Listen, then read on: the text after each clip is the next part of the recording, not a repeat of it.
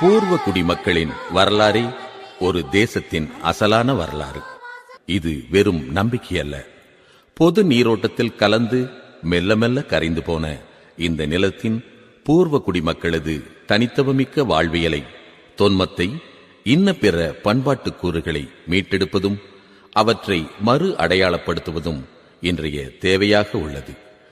7ஆம் நூற்றாண்டின் இறுதியில் புழல் கோட்டையை தலைமையிடமாக கொண்டு ஆண்டு வந்த வீரஞ்செறிந்த குறும்பு இனத்தின் ஈடு இணையற்ற அரசியும் சமரசமற்ற போராளியும் நமது தெய்வமுமான கெப்பியின் வீரகாவியத்தை வீர திருமகள் கெப்பி. இது வெறும் கதையாடல் அல்ல, இரத்தமும் சதியுமான வரலாறு.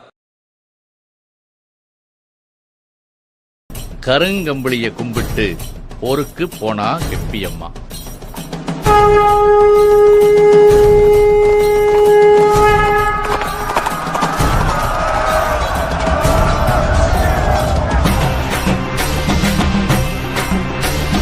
அண்டோ அண்டோ அண்டோ கிடுகிடுங்க ஆதண்ட பட நடுங்க புறவி வேகம் கண்டு புலி கூட குகையொதுங்க.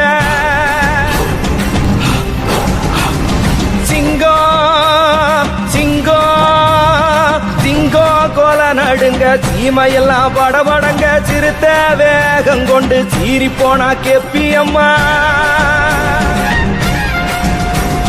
10 கல்லு தூரத்துல பகையாளி படை இருக்க ஆதண்ட தளபதிக ஆடி கழிச்சிருக்க. தொட்டண்ணன் கூட்டம் எல்லாம் துள்ளி கூதிச்சிருக்க, மொந்த கால எல்லாம் மோந்து கூடிச்சிருக்க. இமை திறக்கும் நேரத்துல இடியா இறங்கி வந்தா கெப்பியம்மா.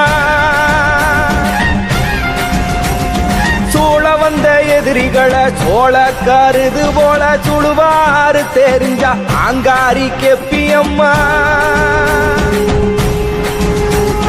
சதி செஞ்ச சகுனிகளை சாம கருது போல சரட்டுன்னு அறுத்தெறிஞ்சா சங்காரி கெப்பியம்மா.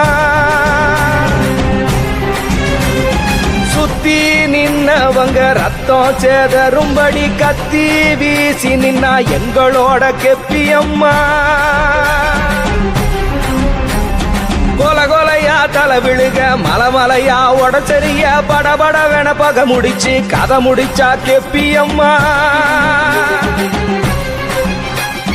மலை மேல சொன போல தலை மேல வந்த ரத்தம், ஆத்துக்குள்ள ஊத்த போல அங்கத்துல வந்த ரத்தம், கம்மா நிறைஞ்ச தண்ணி மறுகாக ஆனத போல் மதக உடைச்சுக்கிட்டு ஆன தண்ணி வந்தத போல்.